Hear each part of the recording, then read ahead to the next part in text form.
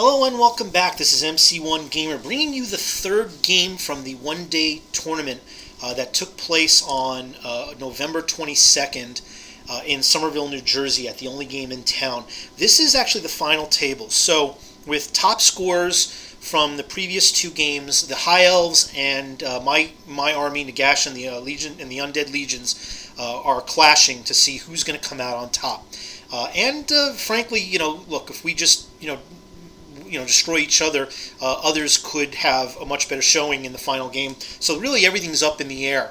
This is just the current, as anybody who's been to any tournaments will know, this is just the current top scorers to this point.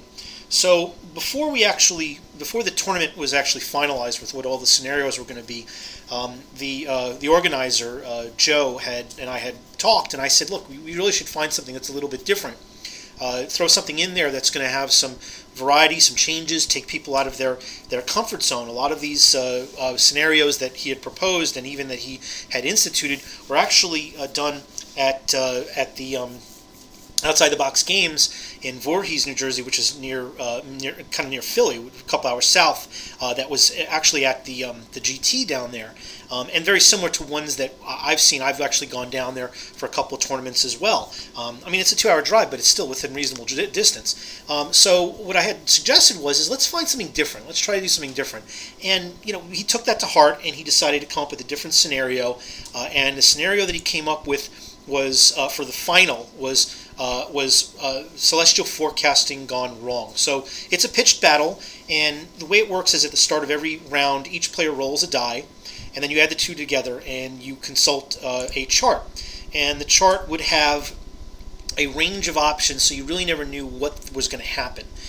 So that you had to adjust your tactics and strategy to the moment, and you wouldn't be just line up, and you'd really have to think hard about how you were going to handle that particular round, and it could screw up your plans. So on a roll of 2, this is the worst possible scenario for anybody who's shooting or flying. So no ballistic skill shooting. Other shooting is on a 4+, and no flying. And the next tier was heavy rain, so a impediment on movement and limiting the range for shooting. The next tier was a -1 on movement and charges. Then middle of the road for 7, clear skies, no effect. Then for 8 to 9, open ground, you get an additional +1 your charges. And for the final 2 tiers, 10 to 11 were favorable winds, +1 to move charges, and additional range to shooting of 3 inches.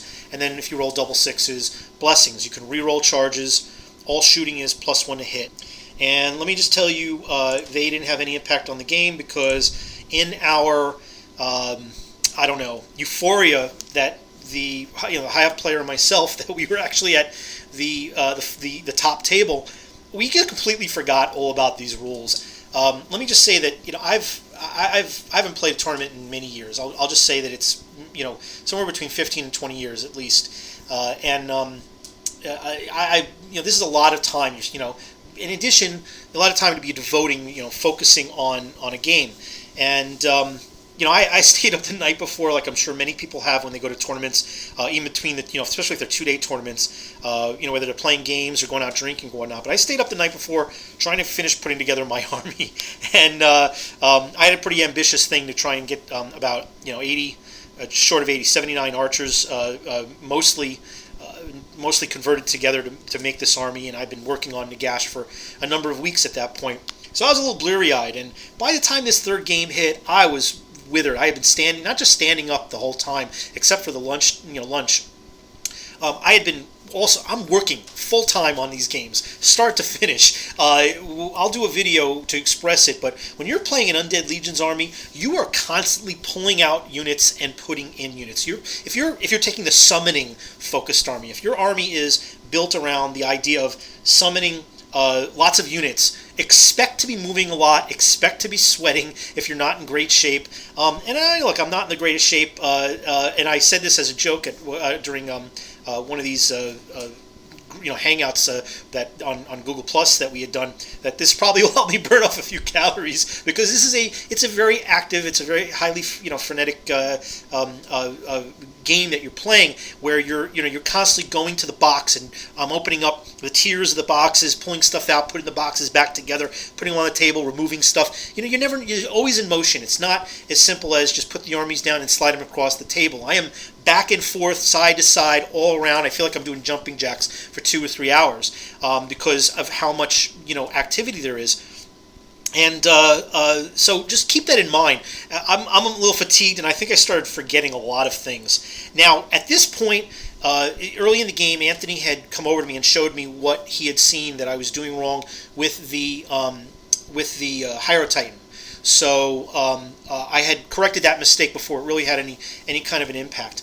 And the staff didn't come into play as an impact, because I'm up against a high elf player, and frankly, I didn't have any dispel dice to store on the off phase that I can remember. If I did, maybe it was just 1 die. But I will say this: I completely forgot, as I mentioned in my my previous video, I was talking about some of the errors I had made. I had completely forgotten about my ability to channel additional dice. And I'm already mixing this up. I think it was the casket that gives you the extra die 3 dice on your power phase that I was doing accidentally in previous games on the defensive phase. But I think it's the Hydro Titan that gives you the boost to each. If it's within 12 inches of your casters, each of those casters, when they cast, get an extra die 3. And I didn't do this once throughout this entire game.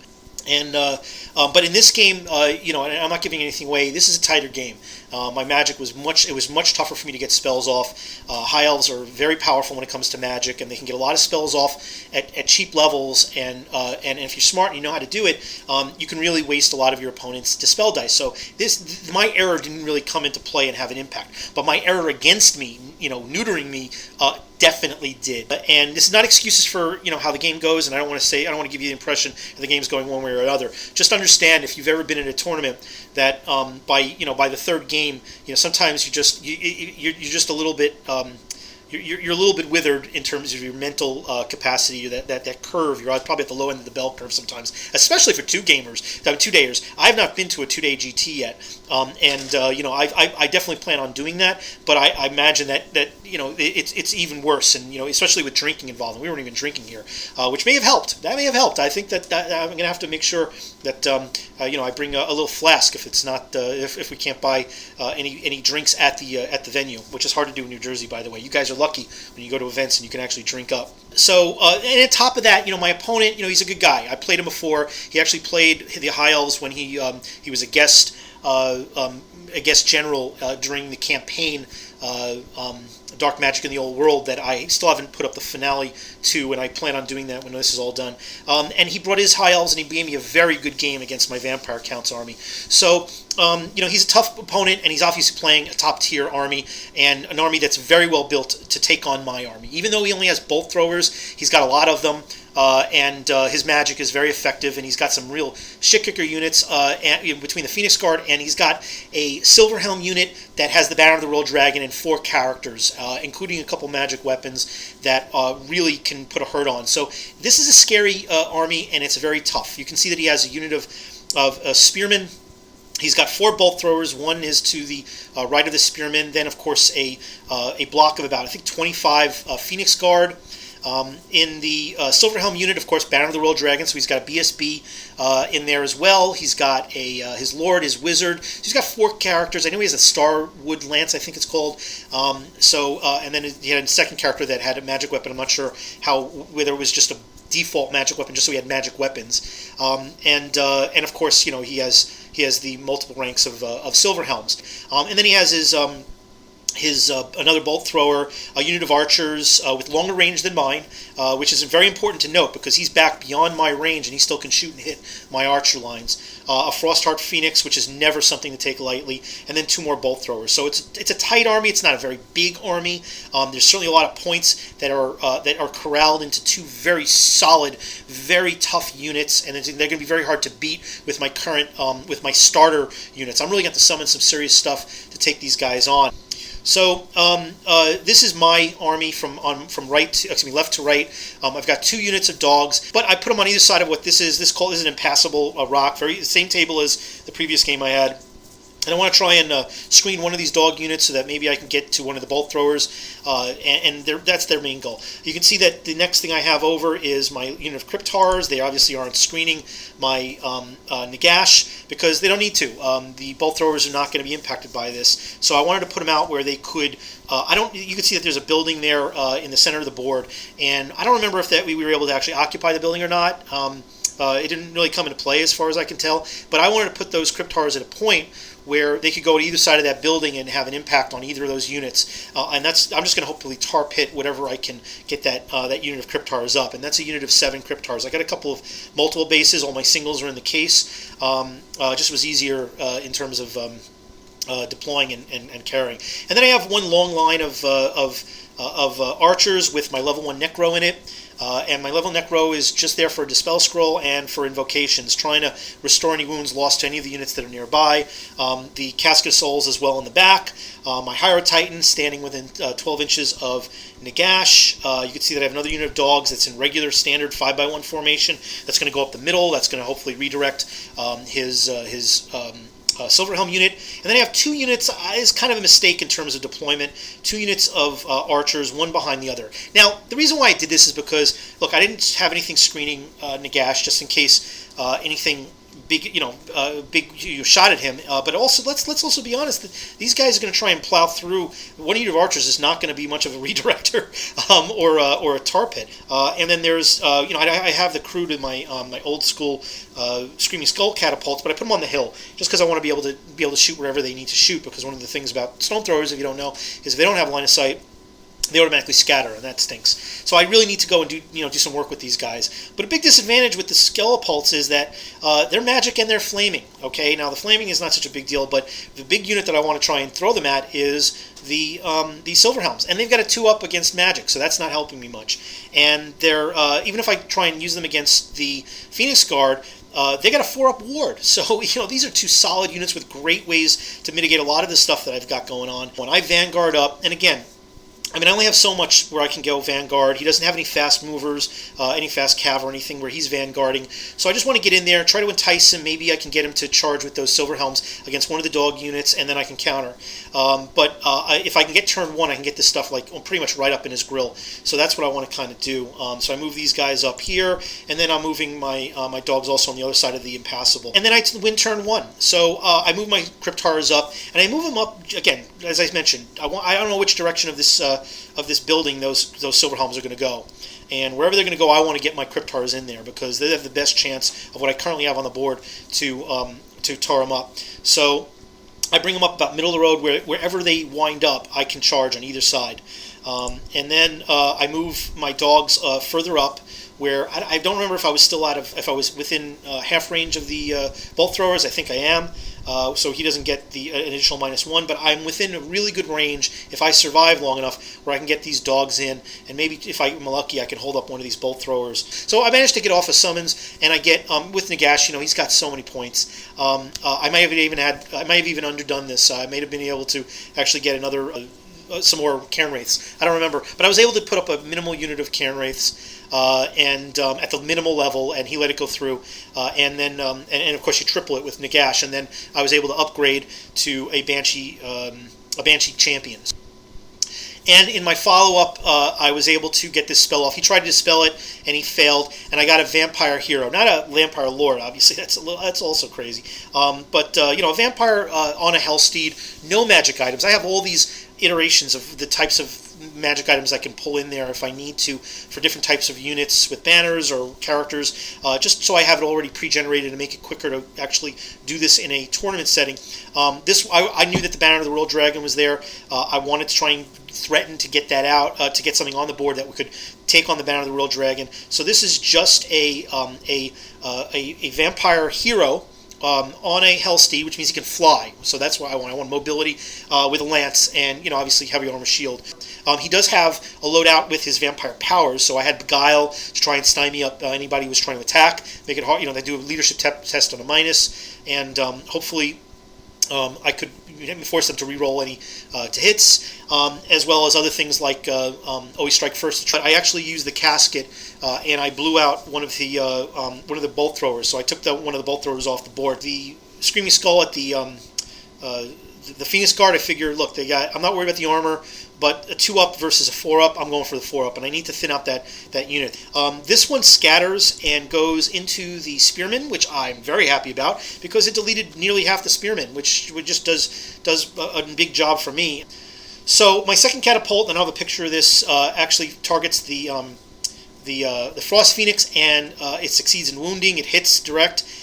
So, High Elf turn 1, of course, he's got to charge those dogs and get them cleared out. The next thing he does is, and I was a little surprised at this, I guess he was thinking that maybe he was going to lose the Phoenix, or at least he wanted to put it into a position where he could do some damage, but he put him right in front of my dog. And then he opens up with one of his bolt throwers and takes off half of the dog unit that's swooped around the impassable terrain on the other side, and then uses a second bolt thrower to finish that. Now, and then Catastrophe. He throws a banish down and kills off my wrist. I mean, I can just imagine this summoned vampire. He's probably sitting in his coffin or his dingy mansion, and this Nagash summons him and opens up some portal, drops him down. He's got his armor gleaming or rusted out, gleaming, whatever, and is on his trusty hell steed, with smoke and fire blaring from its nostrils, and he's ready to do some damage. And as soon as he hits the table, a High Elf caster goes and raises his staff, throws down a banishment, and wipes him off the board. And that's what happened. We were laughing about it. I mean, my opponent was kind of rushing a little bit, and being a little bit in terms of go and move quickly. So it was kind of hard when I was at the low end of my aptitude. But we got a moment here where we just kind of laughed at the idea of this this powerful hero coming in and just basically only being there for maybe a split second, and then he was gone. So. Close combat, we know how this is going to go. Silver Helms with 4 characters against my 5 Direwolves. They always strike first, they wiped him out. I just picked it up. It actually worked in his favor that he rolled like a 2 for his overrun, because if he went too far, I probably would have got a flank charge in the following turn. So, Undead Legion's turn 2, and this is where I think I completely lost my mind. I did some really good things, but I did some really boneheaded things, so I'm going to tell you what those were. First thing is I did exactly what I had planned. I had set up to try to get my Crypt Horrors in on the Silver Helms with all the characters. They got the Banner of the Royal Dragon. I don't have any magical attacks. This is the best unit I have on the board right now to handle these guys. Next, I move I charge my Ethereals into the spears in his backfield. If I can, they passed the terror test, which is fine. But if I can whisk through this unit and overrun into his archers and his war machines on that hill, I could probably run the line. I take a chance with the Frostheart Phoenix. And I know it's got 4 wounds on it. I know you can't see the die. I think it's under the wing. So, follow-up movement. I move my level 1 Necro out to further chaff up in case those Crypt Horrors just get wiped out. Also to be in range so that I can heal back with an invocation. That's her only spell. My magic was interesting.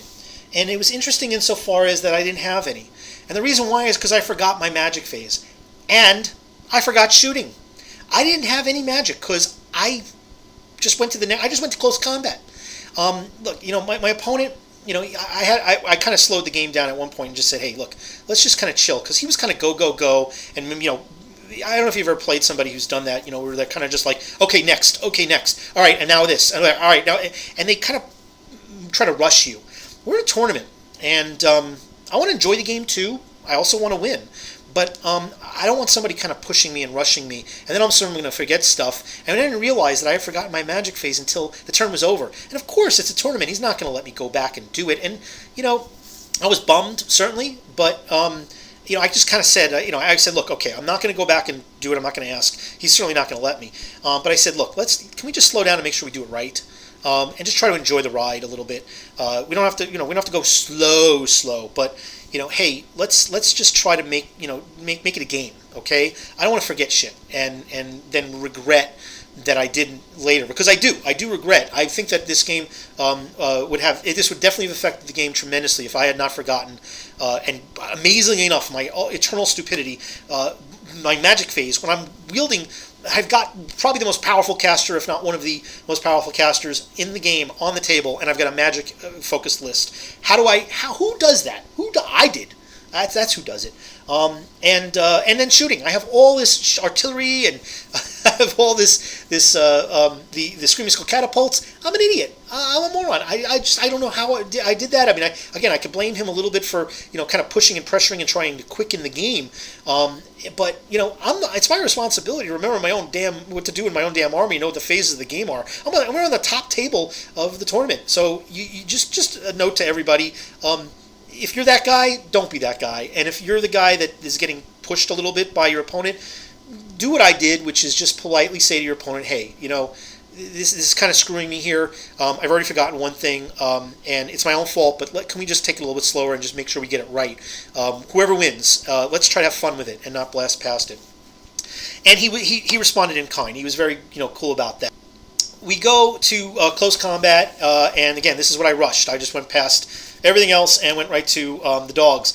And the dogs, amazingly enough, do a wound. They don't take any wounds. I think he fluffed. He might have failed a fear test. I don't remember if the 4-star Phoenix is immune to psychology or not. But for some reason, this 4-star Phoenix didn't do a single wound to my dogs.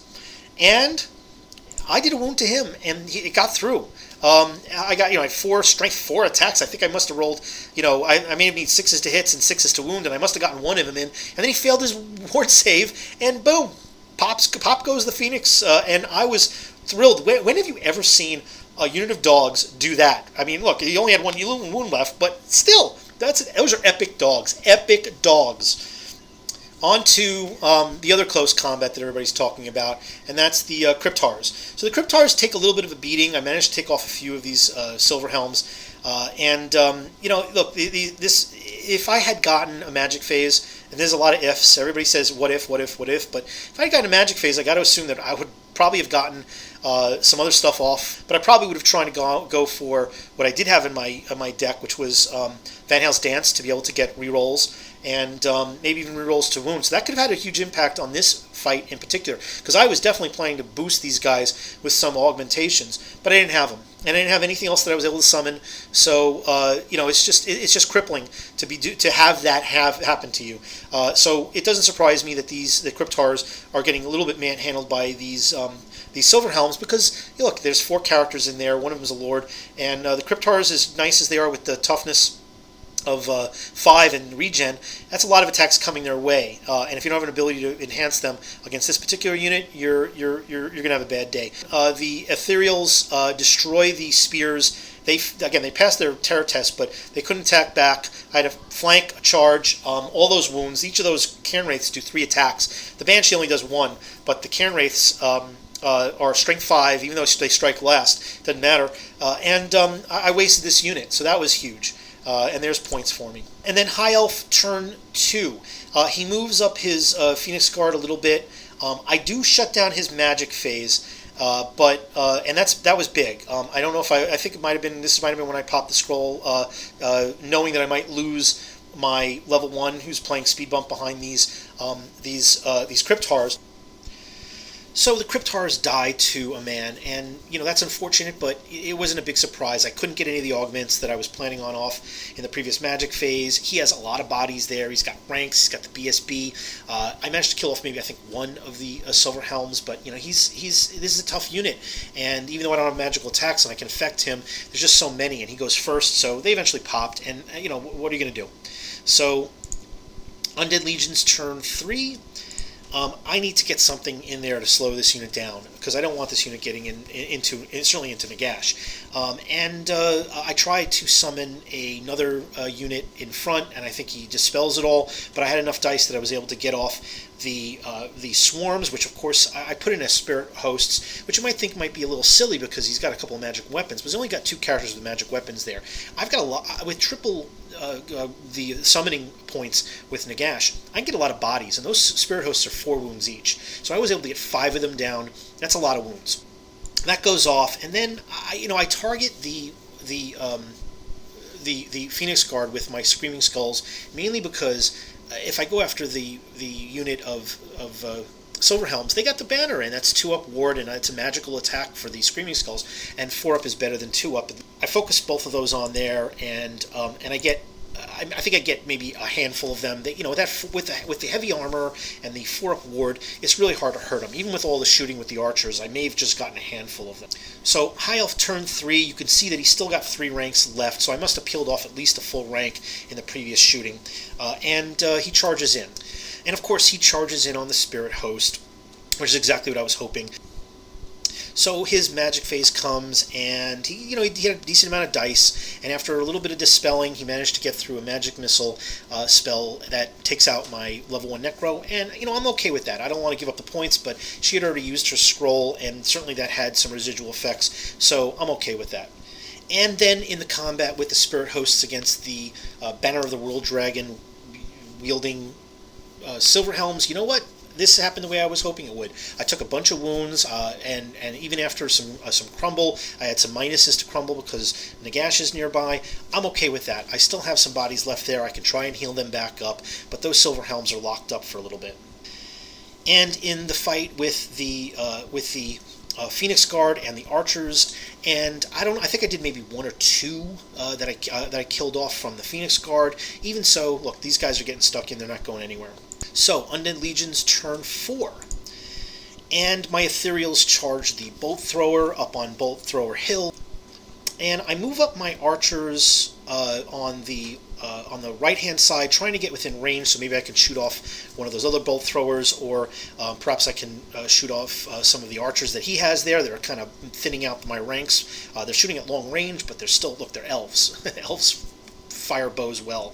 And then I move my Hyro Titan up to the other side of the Phoenix Guard, and then my magic phase, look, I drain his dice very early on with a bunch of other types of spells, some minor summoning spells, and he goes after them. And he really should have held back, I think, his spells for something big. I think I baited him with a cavalry, the cavalry spell, where you can get Blood Knights or Black Knights or even Hex Wraiths. And he was out of spells, so it was easy pickings. I threw the remainder of my dice at the Counterattack, which allows you to summon a monster or a war machine, and of course I threw out a Terrorgeist, because I'm not going to be able to get anything right in there this turn with the Phoenix Guard.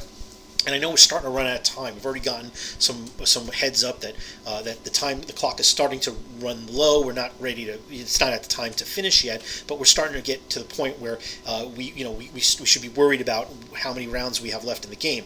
So I wanted to make sure I threw something down. There's not a lot of reasons not to take a Terrorgeist, but one of the best reasons is that you throw it down in the magic phase and he can then shoot in the shooting phase. So that's what I'm hoping to do. And my Cairn Wraiths and the Banshee just destroy the Bolt Thrower, overrun into the archers, so that's working out well, exactly what I was hoping for on Bolt Thrower Hill. So close combat, Spirit Hosts pop. I mean, they weren't going to survive any longer. I wasn't able to get an invocation that could restore some of those wounds, and even with Ethereals, you only get, I think, 1 wound maximum. So really, I think that's probably why I bailed on doing that, and I tried to use my spells a little more effectively otherwise. Even so, Cryptars are gone. He reforms. He's now got a beautiful charge in on Nagash, and I had moved Nagash out to try and get within range where I could use those invocations, and I of course left myself open completely for a charge against this huge, powerful unit that has a 2-up save against any of my attacks. So the Phoenix Guard wipe out the archers in close combat. I had previously attempted to scream through the Phoenix Guard, and of course I think I took maybe 1 off because they get their 4-up wards against even those attacks, and their high leadership, so that was pretty wasteful. So, High Elves turn 4. He, of course, charges in his Banner of the World Dragon unit, and they've got a 2-up save, and of course, what does Nagash have? He's got a magic weapon that's +1 to his strength and does die 3 wounds. So he's not afraid, and as a matter of fact, this is exactly what he wanted. He wanted to get on Nagash, and I just served it up on a platter. But I'm not too worried, because Nagash has lots of attacks. He's got a high toughness. I still have a good ward save, and I got one thing that he's not waiting for. He completely forgot about this, and I will tell you when we get to the combat that actually will help me survive against this huge unit. So the Phoenix Guard charge the other unit of archers. I'm okay with that. So we go into his magic phase. Yeah, I managed to stop just about everything else he had, but I let Soul Blight go through because I'm thinking, he doesn't have incredible toughness. He may have the lances, but I'm not tremendously worried about that right now. Okay, I'm -1 strength and toughness. I still have huge strength and toughness. I still have all my wounds. I'm pretty confident about this. And we go to the Ethereals. They do a number on the archers. They force the archers to flee. So here's the big close combat, okay? And here's what I do. Of course, I am a character. I'm a huge character on a huge base, and my opponent just completely forgot about that. So I immediately issue a challenge. I'm more than happy to go in and just challenge his lord. Maybe I'm not going to be able to do a tremendous amount of damage because he's got a 2-up against every one of the wounds that I wind up doing. But you know what? I can heroic killing blow him. And if I can get one of those through, even just one, I'll be able to do enough wounds, I think, that I'll win the day. And you know what he does? He declines. I don't understand why he declined. He had a 2-up against every one of my attacks, and I'm at -1 strength and toughness. And all I've got is a 4-up ward. My armor's not going to come into play. So yeah, he might. I don't know if he can pop me necessarily if he does enough wounds. I don't think he has enough attacks with even his best character, but he decides to decline. So what are the rules for decline? I get to pick who goes through to the back. So you know what I do? I said BSB, and that's one less crumble that's going to happen. So I'm more than fine with that. I attack back. He manages to sneak, I think, 1 wound through that I fail through all the attacks because he's in base with just about everything here. And all the attacks that I go through, I think I might have killed 1, maybe 2 of these guys that he failed. I killed 2 of his Silver Helms. They had not been removed at this point. So when all things were said and done, he had a charge. I did 2 wounds. He does a wound to me. He has a banner. I don't. I think I lost by 1. If I didn't lose by 1, it was a tie and he got the musician. So I'm -2 to the crumble. It didn't matter. And so this combat went just fine for me. 1 wound, I can easily heal that back. And time runs out. That's the end of the game. So this is the final board. Everybody's gathering around to see what happens. Is somebody going to be able to pop Nagash? How's it going to fall? So look at the board. Let's just take a look at that.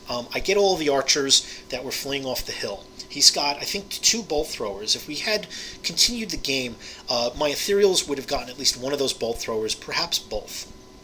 I don't think there's any way that he was going to get the unit of archers I have to the right. He might have popped the one to the left that's in the unit with the Phoenix Guard. But I definitely, and I achieved what I needed to achieve in terms of getting 50% of the Phoenix Guard.